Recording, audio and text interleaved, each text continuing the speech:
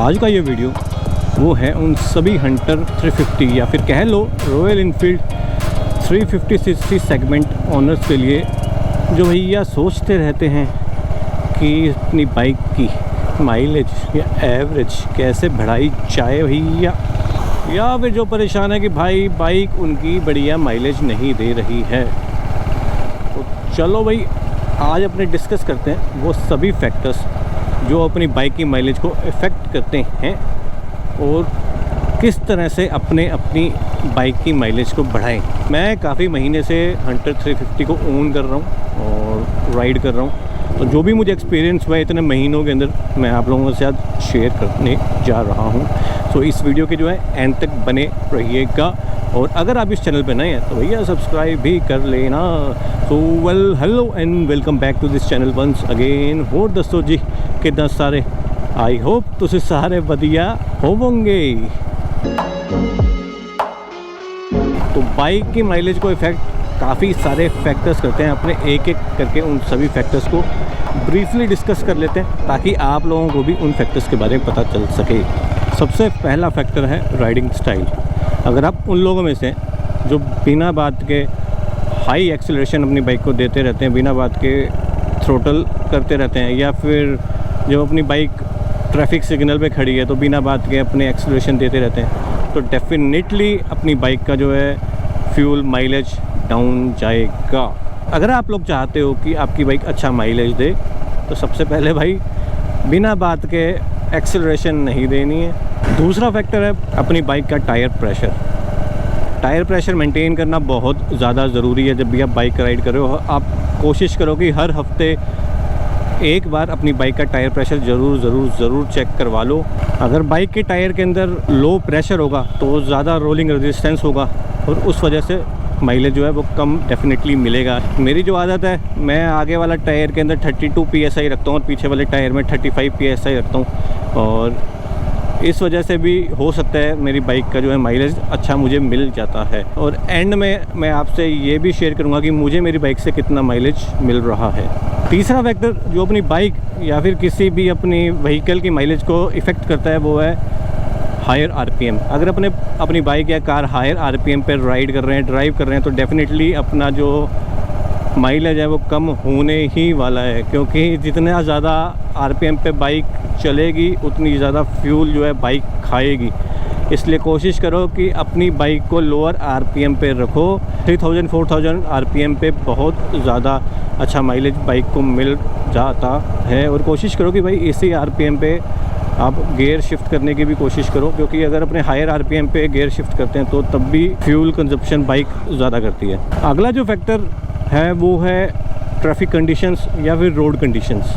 अगर ट्रैफिक ज़्यादा है तो उसका मतलब है stop and go condition. Stop and go condition का मतलब है भाई ज़्यादा क्लच, ज़्यादा ब्रेकिंग, ज़्यादा गियर चेंज, मतलब ज़्यादा फ्यूल का खर्चा। और अगर रोड भी अपनी अच्छी नहीं है, मतलब ट्रैफिक नहीं है अपनी रोड पे, पर रोड ख़राब है, गड्ढे हैं और बिल्कुल सपाट रोड नहीं है, जिस तरह की रोड अभी जिस रोड पे अपने चल रहे हैं वैसी रोड नहीं है और एकदम गड्ढों वाली रोड है, तो तब भी आपको गियर शिफ्टिंग ज़्यादा करनी पड़ेगी, ज़्यादा क्लच यूज़ करना पड़ेगा, और एंड में रिज़ल्ट वही मिलेगा भैया, कम माइलेज। इसलिए road conditions and traffic conditions भी अपनी बाइक की माइलेज को बहुत ज़्यादा इफ़ेक्ट करती हैं। पांचवा फैक्टर है बाइक लोड। आप अपनी बाइक पे अगर एक्स्ट्रा लगेज लेके चल रहे हो या अगर आपके साथ पिलियन बैठा है तो इसका मतलब है कि भाई बाइक को ज़्यादा मेहनत करनी पड़ेगी माल ढोने के लिए, बंदों को ढोने के लिए, और इस वजह से भी बाइक की माइलेज पे नेगेटिव असर होता है, माइलेज डाउन जाती है। अगर आप भी कुछ ज़्यादा मेहनत करते हो तो भूख भी आपको ज़्यादा लगती है, और बाइक मेहनत करेगी तो भाई बाइक को भी ज़्यादा भूख लगेगी, मतलब कंजप्शन वो फ्यूल का ज़्यादा करेगी। अब ये फैक्टर जो है ये बहुत ज़्यादा इम्पोर्टेंट है, क्योंकि ये है भाई अपनी बाइक की मेंटेनेंस।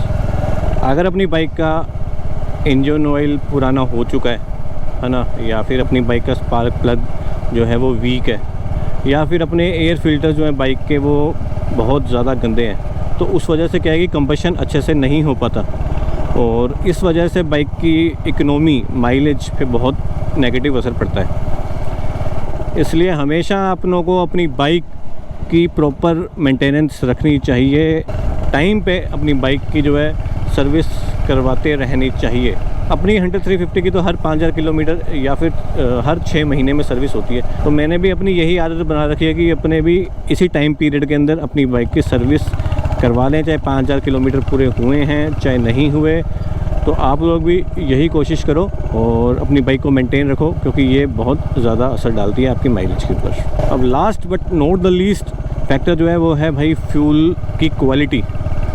तो बहुत से पेट्रोल पंप जो होते हैं वो ना थोड़ा सा घपला कर लेते हैं भाई पेट्रोल या डीजल को लेके। तो इसलिए हमेशा कोशिश करो कि ट्रस्टेड पेट्रोल पंप से जो है फ्यूल भरवाओ अपनी बाइक या कार के अंदर, क्योंकि एडल्ट्रेटेड या फिर घपले वाला जो फ्यूल है ना वो सिर्फ अपनी बाइक की इकोनॉमी पे फ़र्क नहीं डालता, वो अपनी बाइक के इंजन पे भी बहुत बेकार असर डालता है भाई। इंजन के ख़राब होने के चांसेस बहुत ज़्यादा बढ़ जाते हैं। इसलिए फ्यूल की क्वालिटी हमेशा अपनी बाइक अपनी कार के लिए मस्त रहनी चाहिए और हमेशा ट्रस्टेड पेट्रोल पंप से ही फ्यूल जो है भरवाना चाहिए। अब बात करते हैं उन सॉलिड टिप्स की जो हेल्प करेंगे आपको आपकी बाइक का माइलेज बढ़ाने के लिए। पहला टिप है कि बाइक की स्टडी स्पीड मेंटेन रखो। अगर 55 से 65 किलोमीटर के बीच में आप बाइक की स्पीड मेंटेन कर रहे हो तो आपको बेस्ट टू बेस्ट रिजल्ट मिलेगा। मैं जब तक सिटी में राइड करता हूँ, सिटी की मेन रोड्स पे राइड करता हूँ, तो 55-60 पे ही राइड करता हूँ, तो मेरे को काफ़ी अच्छा माइलेज मिल जाता है। और हाईवे पे भी मैं 70-80 के बीच या फिर ज़्यादा से ज़्यादा 90 तक अपनी बाइक को क्रूज़ करता हूँ, तो इस पे भी मुझे बहुत ज़्यादा अच्छा रिज़ल्ट मिल रहा है। तो आप लोग भी अच्छे रिज़ल्ट के लिए स्टेडी स्पीड मेंटेन रखो और आपकी बाइक का माइलेज डेफिनेटली बढ़ेगा ही बढ़ेगा। सेकेंड टिप है अपने बाइक की रेगुलर मेंटेनेंस, रेगुलर सर्विसेज। अगर अपनी बाइक का ऑयल सही रहेगा, सही कंडीशन में होगा, स्पार्क प्लग सही होगा और अपनी बाइक के एयर फिल्टर जो है वो साफ़ होंगे, तो आपकी बाइक आपको अच्छा माइलेज देगी। वैसे भी यार कोई बंदा स्वस्थ है तो अच्छे से काम कर पाता है ना, वैसे ही अपनी बाइक है, बाइक भी एकदम हेल्दी रहेगी तो उससे भाई अपनी जेब पे भी जो है वो कम लोड पड़ेगा। इसलिए बाइक को भाई एकदम टिप टॉप रखने का, एकदम फर्स्ट क्लास कंडीशन में रखने का है ना। और थर्ड टिप जो है वो ज़्यादातर लोग जो है स्किप करते हैं, मैं भी उनमें से था जो इस टिप को स्किप करता था, वो है भाई आपकी चैन क्लीनिंग एंड लुब्रिकेशन। आपकी बाइक की चैन प्रॉपरली लुब्रिकेट एंड क्लीन रहनी चाहिए। अगर आपकी बाइक की चैन क्लीन है और लुब्रिकेट है तो आपको आपकी बाइक से अच्छी माइलेज मिलेगी। कोशिश करो हर 500-1000 किलोमीटर पे, 500 तो बहुत जल्दी कंप्लीट हो जाते हैं, मेरी जो प्रैक्टिस है वो 750-1000 किलोमीटर पे है। मैं हर 750-1000 किलोमीटर के बीच में अपनी बाइक की चैन को क्लीन करता हूँ एंड लुब्रिकेट करता हूँ। आप लोग भी ये करो एंड डेफिनेटली आपको पॉजिटिव रिज़ल्ट मिलेगा मिलेगा मिलेगा।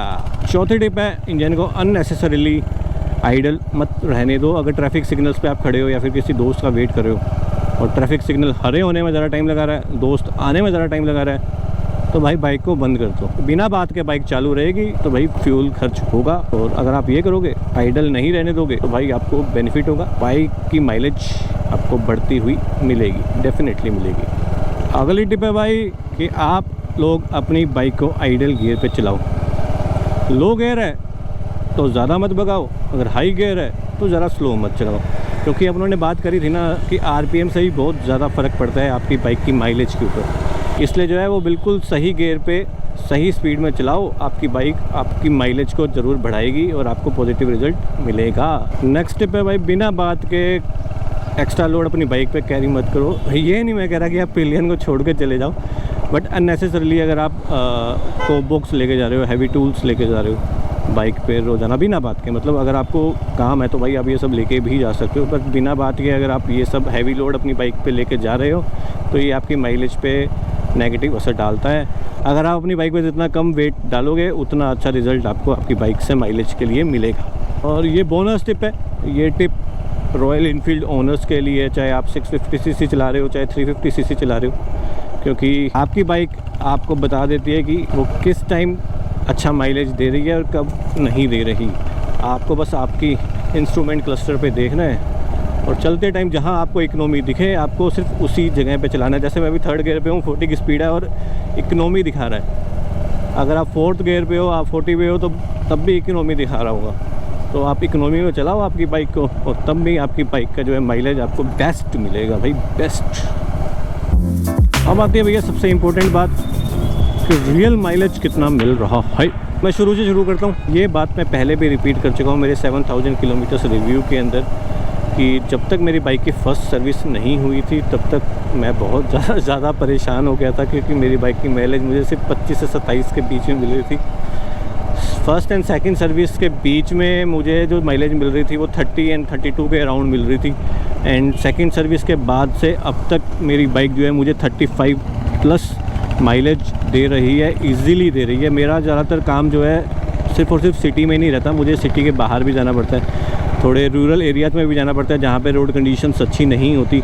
मैं जयपुर में भी रह रहा हूँ, यहाँ पे भी अभी क्या कि काफ़ी ज़्यादा इंफ्रास्ट्रक्चर का काम चल रहा है, रोड इम्प्रूवमेंट का काम चल रहा है, अलग अलग लाइंस डल रही हैं, तो रोड की कंडीशंस यहाँ पे भी अच्छी नहीं है। तो उसके बावजूद मुझे बाइक से 35 प्लस की माइलेज मिल रही है।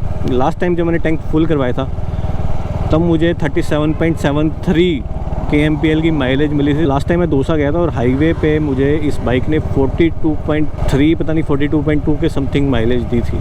तो आप लोग भी अगर ये टिप्स फॉलो करते हो और ये जो फैक्टर्स हैं उनको ध्यान में रखते हो तो आप लोगों को भी इजीली इतनी माइलेज अपनी बाइक से, चाहे वो कोई सी भी बाइक हो 350 सेगमेंट के अंदर, इतनी माइलेज आप अपनी बाइक से निकाल सकते हो भाई। और आप लोगों को आपकी बाइक से कितनी माइलेज मिल रही है ये नीचे कमेंट सेक्शन में जाके ज़रूर बताना, क्योंकि मैंने तो अपनी बाइक की माइलेज शेयर कर दी। अब आपकी बारी है कि आप भी अपनी बाइक की माइलेज को शेयर करो हमारे साथ। सो ये थे कुछ इंपॉर्टेंट फैक्टर्स एंड आपकी बाइक की माइलेज को इम्प्रूव करने के टिप्स। अगर ये वीडियो आपको अच्छी लगी हो और हेल्पफुल लगी हो तो इस वीडियो को लाइक कर देना और अपने हंटर 350 या royal Enfield 350 CC bike owners के साथ शेयर कर देना। और अगर आप इस चैनल में पहली बार विज़िट कर रहे हैं तो इस चैनल को सब्सक्राइब कर लेना, ऐसे ही वीडियोस आपको हर वीक मिलती रहेंगी। सो अभी के लिए इस वीडियो को इतना ही रखते हैं, चलते हैं, मिलते हैं नेक्स्ट वीडियो। होदों दिक्कत रब रखा।